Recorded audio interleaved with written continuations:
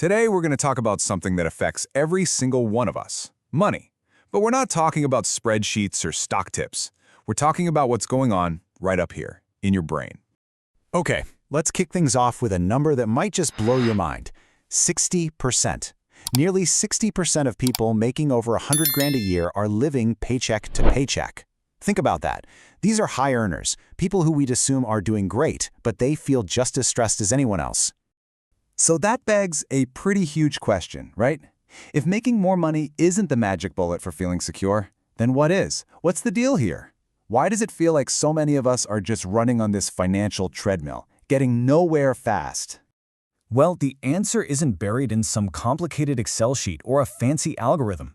Nope, it's all about psychology. It's about the stories we tell ourselves about money, the habits we have that are so deep-seated we don't even know they're there. So in this explainer, we're going to unpack all of that. We'll look at the money paradox, your own personal financial blueprint, a really famous experiment that's got a new twist, and some of the mental traps that we all fall into, and most importantly, how you can start to rewrite your own money story. All right, first up, the money paradox. It just doesn't seem to make sense, does it? That more money doesn't automatically mean you feel more secure. But believe me, the psychology behind it is absolutely fascinating. You know, the author Morgan Housel really hit the nail on the head with this. He says financial success is less about what you know and more about how you behave. I mean, you can be a certified genius, but if your emotions and habits are all over the place, you can still be terrible with money. And this isn't just theory, okay? This stuff has a real cost. Get this.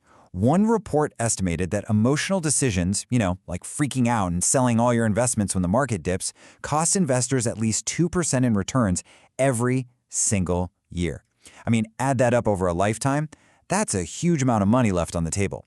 So, where does all this behavior come from? Well, the foundation for it was laid way earlier than you probably think. We're talking about when you were a kid.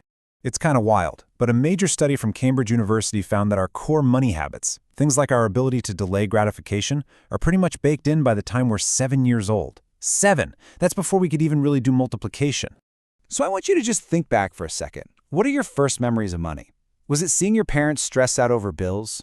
Or maybe the excitement of getting some pocket money from a grandparent? Did you hear things like, money doesn't grow on trees? All those little moments, they all came together to create your personal money story. And it's running like software in the background of your brain right now. And as financial planner Shadi Kirk points out, a lot of us don't even realize how deep these habits go. You can't change the script if you don't even know you're reading from one, right? Just becoming aware of that story, that's the game-changing first step. Okay, to really see this psychology in action, let's talk about one of the most famous experiments ever, the marshmallow test. You've probably heard of it, but trust me, the story has gotten a whole lot more interesting over the years. So, the original test back in the 70s seemed pretty straightforward. Kids who could wait to get a second marshmallow instead of eating the first one right away were seen as having more willpower. And follow-up studies seem to confirm this, linking it to better life outcomes, higher test scores, the whole shebang. But newer research has thrown a pretty big wrench in that simple story. And here's the big takeaway from all this new research. It's not just about willpower. It's so much more about a child's environment. Think about it. A kid's decision to wait is also a totally rational calculation. If you've grown up in a world where promises are often broken, it makes perfect sense to eat that marshmallow right now. It's a choice based on trust and experience, not some kind of personal failing. Okay, so these lessons we learn as kids, they don't just disappear. They grow up with us and turn into these powerful psychological traps in our adult lives. Let's break down a few of the biggest ones. First up is the scarcity mindset. This is that constant feeling that there's just never enough. It creates what scientists call a tunneling effect. You're so focused on paying the bill that's due tomorrow that your brain literally doesn't have the mental energy to even think about something long-term, like retirement. Next, we've got lifestyle inflation.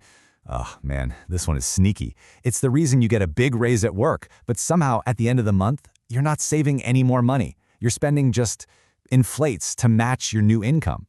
A nicer car, a bigger apartment, and you feel just as broke as before. And the last big trap is something called the arrival fallacy. This is the I'll be happy when trap. I'll finally feel secure when I get that promotion. Or when I'm making 6 figures, all my money problems will just vanish. But then you get there and you realize the goalposts have just moved again. Okay, so after all that, you might be feeling a little doomed. But here's the really good news. You are not stuck with these patterns. Not at all. The whole point of understanding this psychology is that it gives you the power to make a change. You can absolutely rewrite your money story. So how do you do it? Here are 3 simple actionable steps you can start with. First, just reflect. Get curious about your money story. What are your emotional triggers? Second, create a pause. Seriously, just a mandatory 48-hour waiting period for any non-essential purchase can work wonders. It gives your rational brain a chance to catch up to your emotional one. And third, automate. Make your good habits the default. Set up automatic transfers to savings the day you get paid. That way, you're not relying on willpower, which we all know can be pretty flaky. At the end of the day, understanding the psychology of money isn't about beating yourself up or feeling guilty. It's just about awareness. It's about seeing the invisible scripts that have been guiding your decisions so you can finally take the pen and choose a new narrative, one that actually gets you where you want to go. So we'll leave you with this to think about.